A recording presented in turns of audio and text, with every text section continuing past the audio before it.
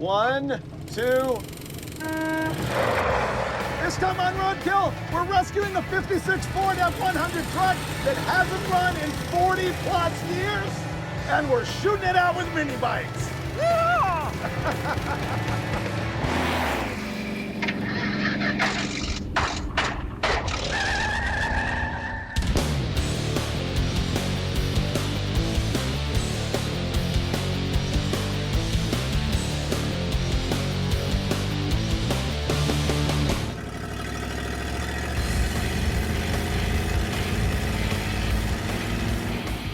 We're in Salt Lake City, Utah, and I am irrationally excited about a vehicle that's not even gonna do a burnout. That's good to hear.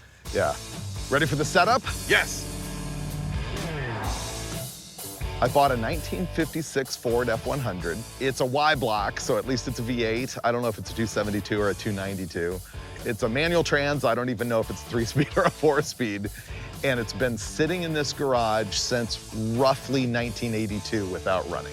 Oh, like Reagan-era levels of neglect. Yes. Nice. Oh, I'm super pumped about it. I love a challenge. Yeah, the brakes I am concerned about. But at least it's 12 volt. I was worried it was gonna be a 6. Oh, cool. Yeah. Ready for my plan? Yes. Well, obviously we need to get it running and driving, and that could be a challenge. I'm counting on that happening in 2 days, because then we have 3 days to drive from here in Salt Lake all the way to Rapid City, South Dakota. For no reason other than it's a great drive and I want to be there. And at the end, I've got a buddy who has a collection of like 50 old junker cars that I'd like to check out. And more importantly, is willing to store the 56 F100 until we can pick it up. Ah, yet another reason to do that. I'm ready. It's May and it's snowing. It's freezing. It can only get better by going north. It's gotta be warmer, right? Yeah. Ready to go check it out? Yes. Remember, I bought this sight unseen. Oh, it's competition Ready? orange. Yep. Oh, this is Nice. sweet. Oh, wow. I like the wagon wheels, dude. Oh, yeah, those are like Jackman's. Those are great. Yep. Look at the ancient, like, bias ply square profile Super tires. cats. These are cool. I love those. It's got windows and a gun rack. This is awesome. All kinds of character, man. I even like the stance. The tires are probably gonna kill us, but the wheels are great. I didn't realize it has a cowl vent. That's cool. Oh, factory air, huh? Yep. This thing is mint. I think the original color was light blue. The guy painted it in his high school auto shop. Look at the jam is black. Look how it's got the 70s Cal custom door handles on it, and also the button tough panels. Oh, there's one on the tailgate too. Look at that. How 70s is that? An upholstered tailgate. I've never seen that before. This thing's great. Thanks. That's the original bedwood. Wow. I wasn't sure if you were gonna dig it or not. Oh, I love it. It's great. I love trucks, just in general. Yeah. This thing, oh, look at the shifter. I know. I don't know if it's a 3-speed or 4-speed. This is really nice. What Oh, are we there's your in light for? blue. Yeah, one of my favorite colors painted over one of my least favorite colors. You have an Awuga horn. Yep. You know, every project car becomes much better when there's a good story behind it. So let me tell you the story. To me, a 56 Ford F100 is like the 55 Chevy of 50s Ford trucks. It's the best one. It's got the wraparound window, the best grille. I just think that they're super cool. When I was a little kid and collected magazines and tore the pages out and taped them on the wall, there was one F100 that I had on there, and I'll always remember the thing, and it was 70s style, just like this. The other part of it is the story about how this guy has come to own this truck. It was his first car. I think he got it around 1978. He was 15 years old. He painted it in high school auto shop. Thing is, it ended up sitting right here since roughly 1982 or something like that. So this is like a real garage find. It's really unmolested, and that makes it cool. One of my mentors in the whole magazine world when I was the editor of magazines like Hot Rod was Pat Ganal. His truck that he used all the time, that I saw everywhere, even before I worked at the magazines, was a 1956 Ford F100. And then there's the last part of the story, which is that. Any of you ever have that Hot Wheels from 1973? Check out the 56 F100 Hot Wheels with mini bikes in the back. So there you go. And now we gotta tear into it and find out if we can actually make it run and drive. This thing, the battery's under the passenger side floor. So we'll put a battery in it, and then we can see if we can make the motor crank over. Finnegan, I've got facts. Ready? It's a 4-speed, which we confirmed. It has 392 gears, and it has 143 horsepower. How do you know all this? It's on the door jamb. Oh. Headlights on. No, they're not. Sometimes you gotta get the corrosion off of there. Oh, you got one. How about when I click the dimmer switch 100 times? Negative. Let me go to the back of the truck. Your left rear is lit up. It is right now? Yeah. So earlier I threw a battery in this thing, and in my haste to hear the engine run, I ignored the fact that the negative cable was pretty well shot on this deal. If you look at it, it's frayed. Only half the things in the car work. Like, we have one taillight, no turn signals. It sounds a lot like a ground problem. So I'm gonna cut the cable shorter, and then we'll put the cable back together, and then we will try to crank the motor over. Battery's fixed, try them. Oh, there you go. It worked? They're on now, yeah. Yes! We've got, one's a little dimmer than the other one, but they are both on. Cool. And whoosh. Oil's coming out. Once that all drains really well, I'm gonna put some new oil in, and then we'll test fire it.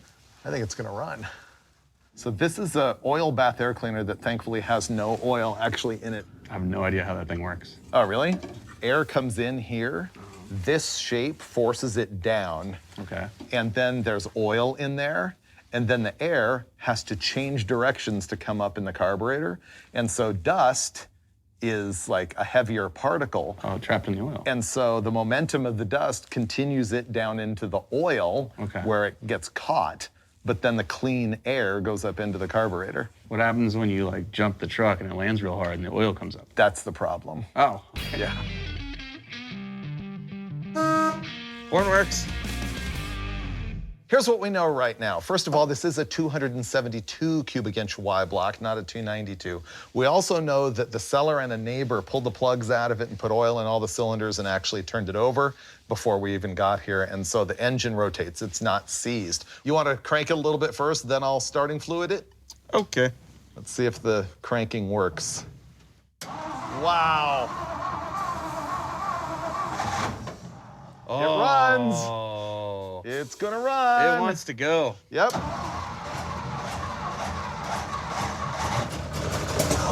Hey. That's on fire. Stop.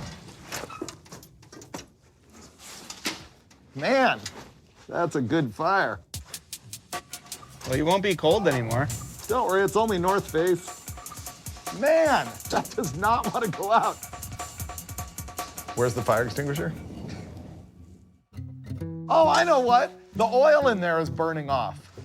Okay. It wants to go. Good news. Sounds like the Y block actually wants to run. But I think what we're gonna do is try to make the brakes work. Master cylinder's under the floor. That always makes doing this fun. Well, it looks like the master cylinder for the brakes is not moving any fluid at all. Fortunately, it's not my first barbecue, and I foresaw that, and so I'm gonna be installing this new one. So this is kind of an unusual master cylinder for most of you because this fitting on the end takes a brass fitting that all of the hard lines come out of. And then, of course, it just has this weird lid on it, like a 50s car. And over here is the clevis that the pedal goes through from under the floor.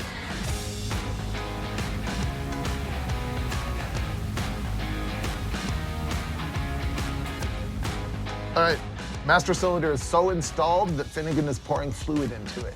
The piston moves in this one. I can see bubbles coming out. Because we're too lazy to put it back on the ground and we need to remove the tires to bleed the brakes, we're trying to wedge this piece of concrete under there, and we've got to the very last nut. It has become one with the stud.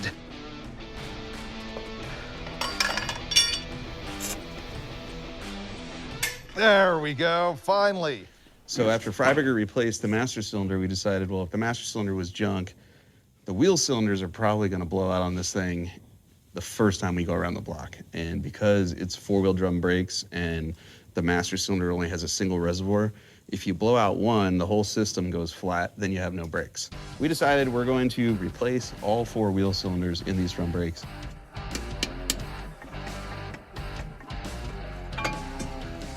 That's in pretty good shape. We're doing the right thing in changing the wheel cylinders. Thing is, you would think that you wouldn't be able to find an obscure 56 F100 wheel cylinder, even in Salt Lake. But then we hit AutoZone and we did have to order it, but we did get the Duralast wheel cylinders and brake hoses. Life saved. All right, let me throw this together. Okay. Well, that spring's broken. Here's another one that looks similar-ish, however, has the tensile strength of a garage door spring. And I cannot get this from here to here. It just ain't happening. Not even with correct tools, not happening. And look, this is approximately the same length, but more importantly, the thickness of the spring is really close, which means I might have a chance of actually stretching this from here to here. And believe it or not, this is from a 65 Ford Mustang, so why wouldn't it work on a 56 Ford F100? Woohoo! Fixed.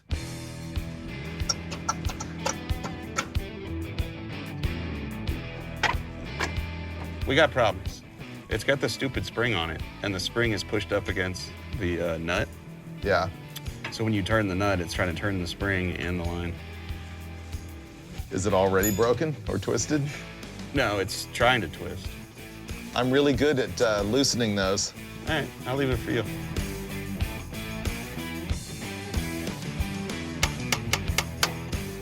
That'll work.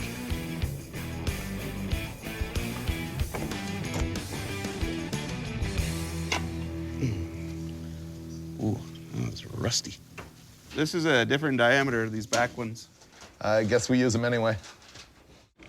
I just wrapped up the entire front suspension, or front brakes, I should say, and wheel bearings. They're all lubed and stuff. Finnegan is working on the rear brakes. I'm gonna move on to the important work and polish my grill. Rust coming through. We got all of the brakes rebuilt and fixed and all the lines going, and now we bleed. It's gone down a little bit. I was getting bubbles, but now I'm not. All right, go. Here we go. Yeah, I hear it bubble when it comes back up. Oh, and now we're getting dirt coming back in. A little bit of black cloud coming in. Well, this rear hose could be clogged. We are now attempting to bleed the brakes. Oh, here it goes, good. This is kind of fun because the master cylinder is under the floor. So as I work the pedal, I can actually see the fluid move. Down, Down, up. up. The brakes work, which is a big moment, and I'm afraid that we're not gonna be able to drive too far on these cool old tires. Man, I wish we could. I wanna keep them forever. We're at least gonna see if they'll hold air long enough to get to the tire store. These wheels look to me like they might be Jackmans, which were the really popular off-road wheels back in the day. Just simple white spokes. Here's something special. I was told to open this newspaper, the Birmingham High Prospector from November of 1979. And there it is, the car of the month. His 56 Ford truck was chosen as Prospector Vehicle of the Month. Used to be an old blue hay truck until he painted it in 1976. It's Mac Orange. Brian's truck still has the original 292 engine. We thought it was a 272, and he says it runs very well. He says, I hope to never sell my truck. He sold it. Okay, I want to look at the fuel line, see how mangled it is or death-inducing. It's hard line. This is good. I always want to inspect the fuel lines on old stuff that's been sitting, and fortunately this thing is steel hard-lined the whole way with the exception of one connector at the tank that's in good shape, and up here that goes from the hard line to the fuel pump, but it doesn't have a filter in it, so I'm going to replace that rock-hard piece of line. Filling the empty differential. Well, it's a good thing we checked. There's nothing in it. Badness just happened. He poured coolant in it, and we're leaking from a couple different places. We don't know where yet, but none of them are good. I see stuff dripping down the front cover from here, but that's a leftover from the hose that you clamped. Oh no, the hose that you clamped is still dripping. The radiator hose is leaking. The radiator hose is leaking, yep. This is definitely a tomorrow problem. Yeah. What we decided to do is make it run a little bit more. Remember earlier in the episode, we got the thing to just sort of, bruh, and then it was a big fire. Well, we're planning on making a bigger fire. And we're gonna see if we can actually get it running completely, smoothly, taking throttle and all of that stuff, because if that doesn't work and it rod knocks, then we don't have to find the coolant leak. Let's go for some gas. All right, Mike, fire it up. Come on, baby.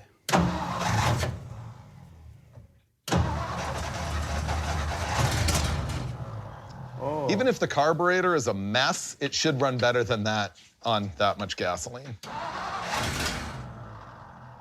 Yeah, it does seem like when I let go of the key, it shuts off. It does. It's exactly what it seems like. Yeah. So what we're noticing here is that as soon as he turns off the key, it stops running. And sometimes what that can be is like a ballast resistor that's in line, and it drops voltage to the coil while it's running, because they want to run on like 9 volts or something like that, but it gives full voltage while cranking. And so if there's a problem with that system one way or another, then it'll shut off the ignition after you let go of the key. I can just hot wire the coil. It'll take a long wire because the battery's under the body. You could go from the generator, maybe. Maybe.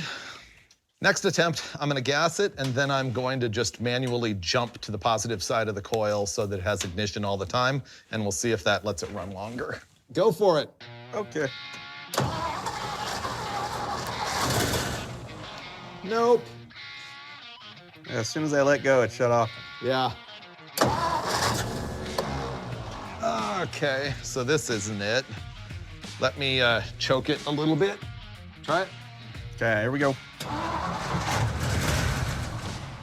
Ooh, that was the best one yet.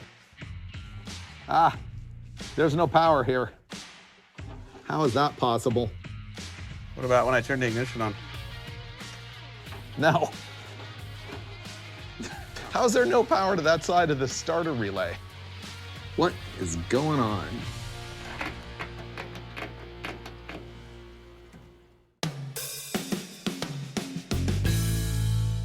Go for it. Okay. Nope. As soon as I let go, it shut off. Yeah.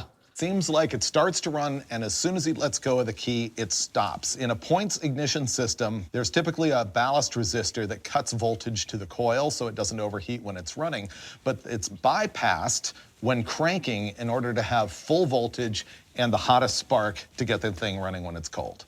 So I troubleshot that with my handy dandy voltmeter. Sure enough, it seemed to have that difficulty. So what I'm gonna do is just bypass the entire garbage and hot wire the coil directly to this side of the starter relay that goes right to the starter, and we'll see if it runs longer. Fire it up. Hey! So that was definitely the ignition problem. Still doesn't run great. Maybe it's just really cold, or... Yeah, I think valves are stuck. All right, what's our next move? The entire front of the engine is leaking. Yeah, there's that. 2 tires that won't hold air. And a motor that doesn't want to run properly. Yep, Gears? fair. I still say if we can't get the engine running properly, then we don't need to fix the leak. So not beers is what you're saying. It's running, but really poorly, so I think what we're gonna do is jump ahead and install a new carburetor. It'd be more heroic to rebuild that one, but time. And we're also gonna install a fuel pump so it's actually picking up gas and I don't have to pour it anymore. And then we can troubleshoot it, and I think what we're gonna end up doing is pulling the valve covers off and finding stuck valves and tapping on them to fix it. It's so cute. This is a Holley 94 2-barrel. Look at the holes in it. Says right here that they are 1 1/16 inch throttle bores. Carburetor going on. Aha. Cool.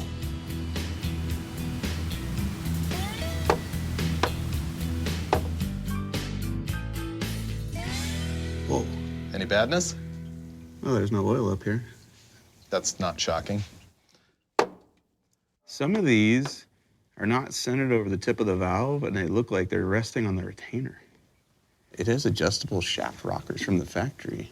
We have our little helper in the cab. He's gonna crank this thing over for us, and we're gonna look at the valves and see if any of them are stuck and won't come up all the way. Totally happy. Yeah, these all move. Yep. You know what a Y block is famous for? Is clogging the oil hole that feeds the top end. Actually, you want to know why it's called a Y block? It's because it has a deep skirt engine design, kind of like an FE or a 440 Chrysler, where the skirt comes down much lower than the crankshaft. So when you look at it from the front, it looks like a Y. Now you know.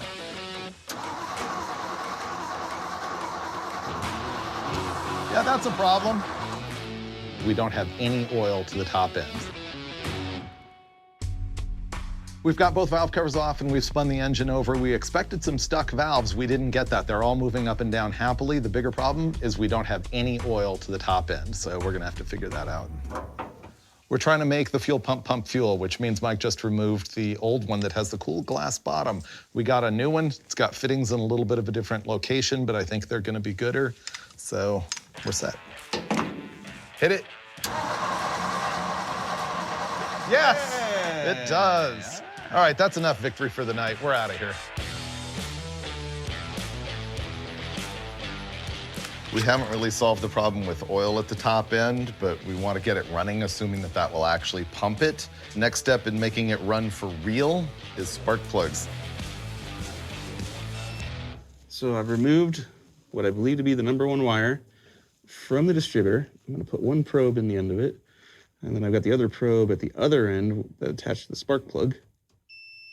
And bingo, we have continuity, which means I now know that I can just bypass all this mess and hook a plug wire from our new spark plug right here to that terminal. And once we've established that, Dave can go firing order and just keep going. 3 is your side, and then 7 is my side. Now we're starting on fixing the radiator. The bung that holds the cap was cracked and loose, and so I took the MAP gas and melted the solder out of it and popped it off, and we're cleaning it up. And even though I don't have really the right solder, I'm gonna attempt to reattach the thing. This is our last best chance to make the Y block run smoothly. New spark plug wires, new spark plugs, new carburetor, fuel pump that actually pumps, and little helper ready to crank the keys so that Mike can watch the fire. Oh, come on, girl. Keep going.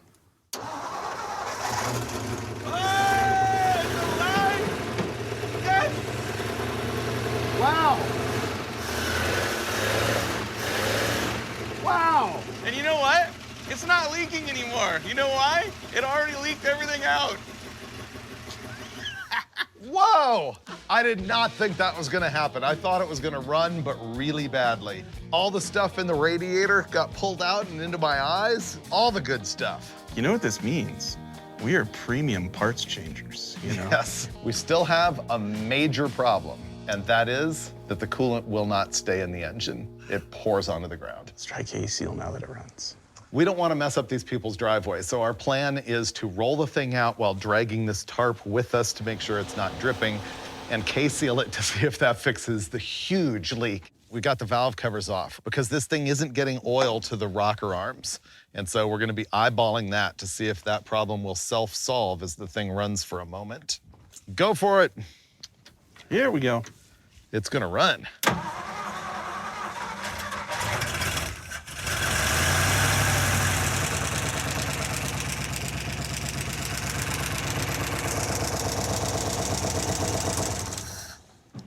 Well, that's a showstopper. We have no oil to the top end at all. Oh, wait. I got some. Looks like we got it on the driver's side, nothing on the passenger side. I got a pretty good fuel leak over here, too. I don't feel great about this. The fuel pump was gushing gasoline out onto the ground, and it looks like one of the fittings that came with it is barely threaded, like it wasn't tapped deep enough. So Finnegan's over Tefloning it and ramrodding it together in hopes that it won't leak again. Here we go. Come on, baby.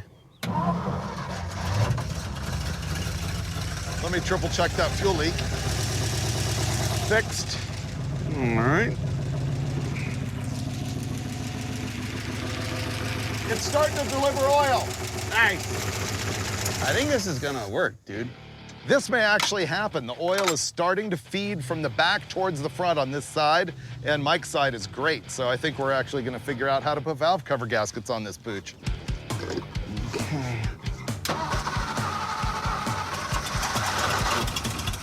It's so fun. I don't know about you, but if you ignore the flat tires and the coolant hitting the ground, that sounds like success to me. Yeah. 40 years to get from there to here. Yep. Not bad. It's record distance for us on a first drive. Not bad. That's a lot of top end clatter. We got a ton of leaks. It's pouring out. The aftermarket fuel pump is doo-doo. It's leaking everywhere and we can't make it stop. We're gonna fix the fuel leak and pour in more K-Seal. Oh, God. Looks like vomit. Well, I know what you're thinking. These are not nearly as cool as what was on it. But these are round and they hold air. And they're good enough to get us to the tire store where we'll get freshies on rolled wagon wheels. We mean it this time. We're leaving. We're gonna tie together the wires on the electric fuel pump. We're gonna tie together the wires on the ignition. And we're gonna drive out of here and hope that the coolant leak cures itself. I have all the faith in the world in Orange Folius. Let's go. We're going to the tire shop. This is really happening. I know. There we go. Fired right up. Yeah.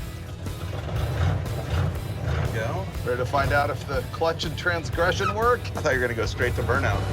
Oh, it's moving! It's moving! Oh, I got a granny gear? Yeah. Nice. That's 2.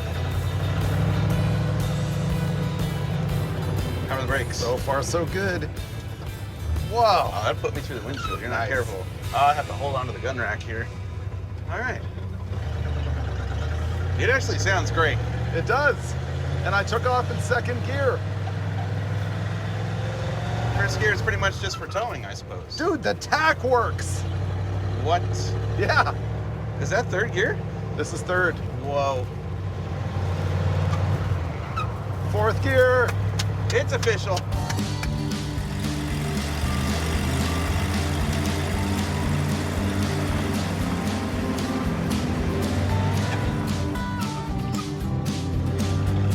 Wow, this trans is nice. It doesn't make any noise. Wow. All right, we're pulling into the tire store. We're gonna put some radials on this, and for the first time in a very long time, I'm gonna have white letters out, just because. I'm all about the white letters out.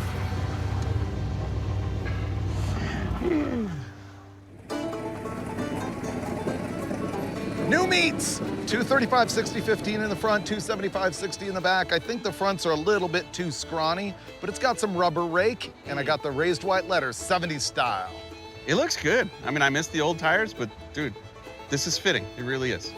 We're both really stoked on the truck right now, but unfortunately it's still dumping coolant all over the ground. So I say we just hobble it to the hotel and worry about it tomorrow. It's a problem for another day. Yep. Tonight, we celebrate. We pulled this 56 Ford F100 out of 40 plus years of storage, and it fought us a little bit, all the normal stuff, brakes and everything. No amount of head gasket in a bottle is gonna solve the massive coolant leak puking from the front of the engine. That's not the only problem we have. Why, what else? We have a wicked rear diff leak. Like pretty Oh, much, yeah. It's probably empty at this point. What's our plan of action? Put up fluid out, if it's not already out, and then take the entire front end of the motor apart. Yeah, because we haven't been able to determine where the water is coming from at all. It's like, It's here. right. Look at it this way. If we can't drive anymore, we can't blow up the rear end with no fluid in it. I love your optimism. Last night when we were driving this thing, it was puking coolant so badly, but when Finnegan and I just popped the hood and looked inside the radiator, it's not empty at all. I don't understand it. It was raining coolant when we pulled into the tire shop. It's not that leaky right now. The coolant was like, not all the way to the top, but maybe only halfway, maybe 3/4 of the way down the tank. And so we're gonna fire it up and see if maybe our goop in a bottle fixed the leak. Wow, warming it up. I think it's fixed. It's so strange. Yesterday, it's raining coolant out of the front of that engine. Today, nothing. That is not possible. It's virtually full, it's right there. Oh, it got even better then. But it's pouring out the bottom again. We've gone back and forth on this. It's leaking, it's not leaking. I want to crawl under and take a closer look, so I'm gonna move it over to flat ground. The back of the damper's wet now. I think we should take the water pump off because that's the most likely culprit. All right, let's do it. Well, it's worse. It's way worse. There's no water running down the sides of the timing cover from the water pump holes, but there's water coming out of our motor mount, so.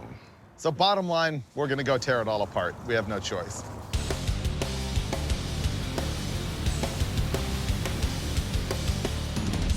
I think we just found our leak, and it's at the very bottom of the water pump, which would be the most likely source, but it just didn't look like it till we got it apart. You can see the water level where it was sitting for years. The crazy thing is, it looks like the water was going around this hole, not necessarily hitting the damper, and then behind this engine mount bracket, and then down to the oil pan where it was dripping on the cross member. We're reasonably sure our water leak came from the water pump, and so we bought a new one. We had to transfer some parts from the old one to the new one. This one is corroded, like really corroded. But the thing I did notice about it that I kind of like and I'm gonna miss is if you look at all these dimples, this thing was balanced, man. This was high performance. This one, not so much, but as long as it pumps water and it doesn't leak, it's gotta be better than it was, right?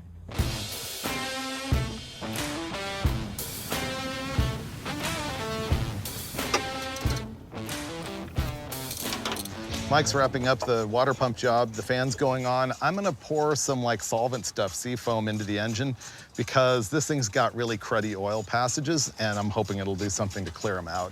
And now, because we were super responsible road killers and drained all of our old coolant into the bucket, I'm gonna turn this into a funnel. The bucket still has the like head gasket sealer stuff in it. Is the water hitting the ground yet? I'm too afraid to look. Well, it is hitting the ground now because it's full. Should I fire it up? Okay. There we go.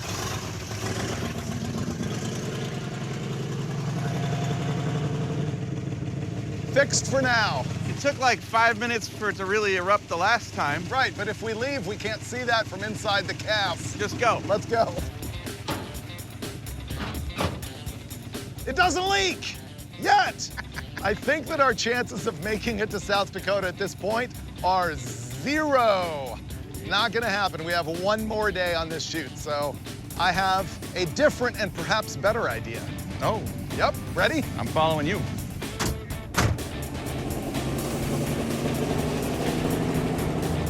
We're up. I can't decide if this would be better or worse if I made the exhaust system work. It's got a good motorhome rumble to it over here on my side. Yeah. It sounds great. Yeah. Definitely doesn't smell like leaking coolant. This thing is not a speed demon, and I'm guessing it's not a highway cruiser, but it's really nice to drive. All right. I've got a genius idea that is just gonna make this episode. Wait for it. And I approve, without even you saying it.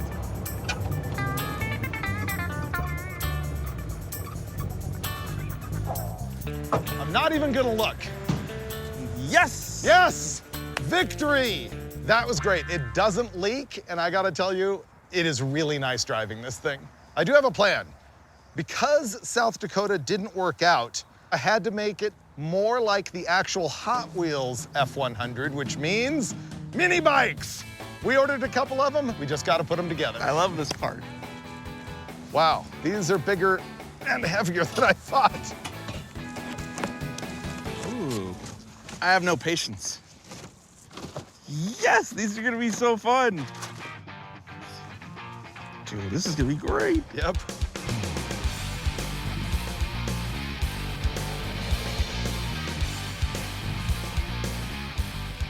We got the bikes assembled. Storm's coming in hard, so we're gonna load them into the back of the F100 Hot Wheels style, and I think we're gonna call it a night. Okay, ready? Yep. Money. There.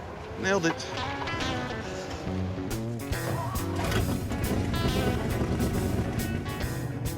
We got the mini bikes all built. So tomorrow morning, I think we're gonna go for a cruise in the F100, get some more miles on this thing, fall in love with it more. And then, you know what's gonna happen. Derby. Mini bike racing. I love it. Love it.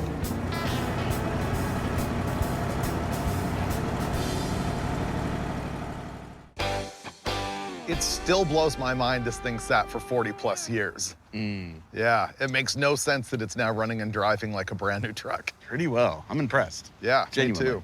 Unfortunately, we're not going to make the 700-mile trip to South Dakota that I'd initially planned. We have gone 7, though. But 7 is pretty good, and I bet you we do 70 today as we seek out a place to ride our mini bikes that match my Hot Wheels.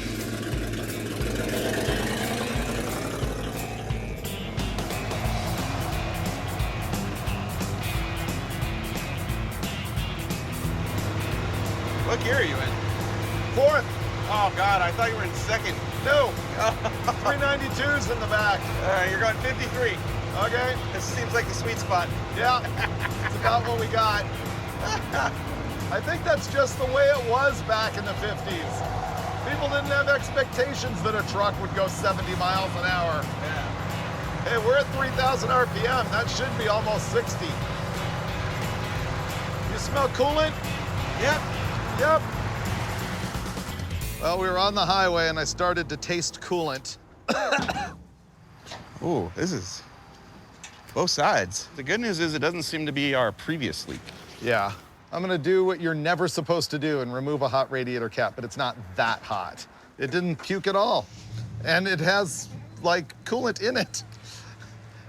What is going on that this thing keeps having coolant in it even after dumping coolant out?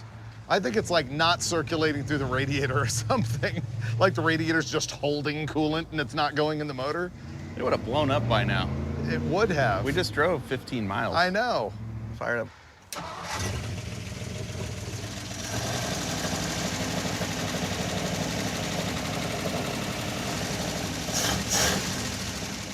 You can turn it off now. Why? Well, I feel like I should hand you an ice cream as I give you the news. There are bubbles that get worse when you rev it. Really? Yeah. So it has a blown head gasket? Ish. We ended up going through a few things, taking the radiator cap off, maybe seeing head gasket bubbles, then changing our mind that it wasn't really bubbles, and then we thought we needed an overflow, and then we looked at the back of the radiator and realized that almost all the fins are, like, shut off. They're just bent and mangled. And of course, when you rescue something parked 42 years, the block's all full of rust, the radiator's probably all corroded. Overheating, it kind of is what it is. I'm just gonna top it off and we're gonna hit the road because mini bikes.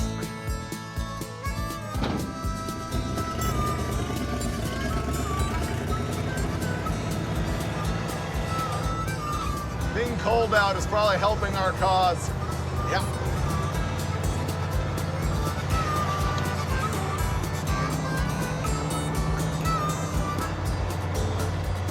$13 miles.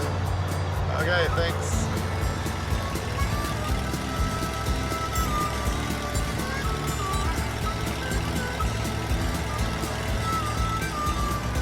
You smell coolant?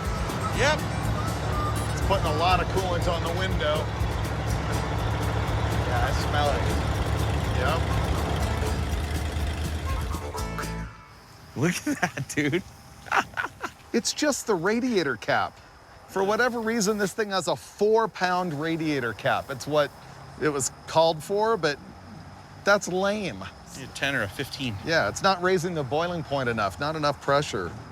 Ugh, what a mess. So here's the situation. We are climbing a mountain in search of a trail that we can ride our dirt bikes on. The problem is the truck keeps overheating, and David noticed that our radiator cap is only rated for 4 pounds of pressure. So that means that essentially at 4 PSI, that spring collapses, this little deal goes up, then the water, or coolant in this case, goes right out the side, all over everything, and we're not like overheating, we're just making a mess of everything. Can't buy another radiator cap anywhere around here. And I thought, well, what if I use a zip tie? Because that seems to fix everything else in my life. And maybe that will put some tension on the spring and slow that down a little bit. It's one of our most genius theories. I don't know if it works, but I'm willing to try. Getting colder. All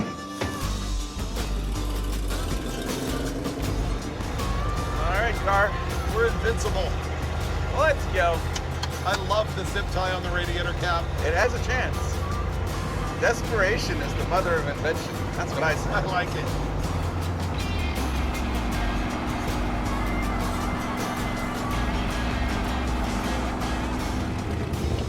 this our dirt road? That is dirt road. Oh, we're not the only ones that like the dirt road. This road just opened April 30th. Good for us.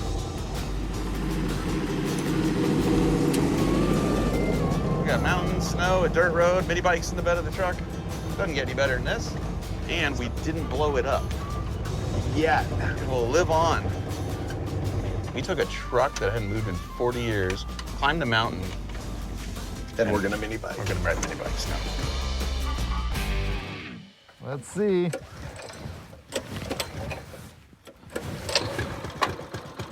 Come on, baby. It's alive. Ready? Yep. Okay, 3, 2, 1.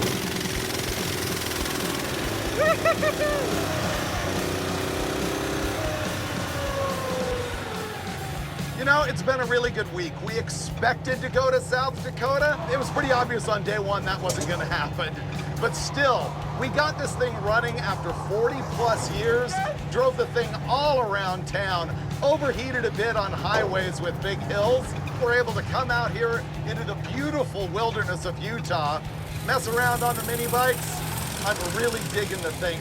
Reminds me so much of one of my heroes, Pat Ganal, and the 56 that he used to drive everywhere. And it's so fun that it matches the little Hot Wheels. It's just a great story. We got the truck and the mini bike lined up on a flat section of dirt road here. And I don't know, I think the mini bike could get the jump on the truck. Who's gonna win? Finnegan or Freiburger? Let's find out. Are you good? All right. 1, 2. Oh, and I'm spinning the tires. Oh, he's actually outrunning me. There we go. I'm finally past him. God, I should have gotten in front of him. Oh, that was 3,500 RPM. Oh, Monica! I lost bad. Well, that was a cautious drag race, I'll say that. He gave it everything, and I was trying not to blow up my garbage. That was fun. Yeah. When I gave you the jump, you were out ahead for quite a ways, especially when I grabbed third and was on the clutch. You were... I'll admit, I was gonna drift into your lane and just let your moral compass take control. But then you knew me. I didn't trust you, so I was like, you know what? I'm gonna move back over here. Probably a good call. And actually not slow down for me. Yeah? Yeah. Overall, I'm just stoked we got this thing going after 40 plus years. What a great story. Oh, dude, huge win for us. Totally. And that's rare. Freiburger's right. Don't get it right, just get it running. Thanks for watching Roadkill.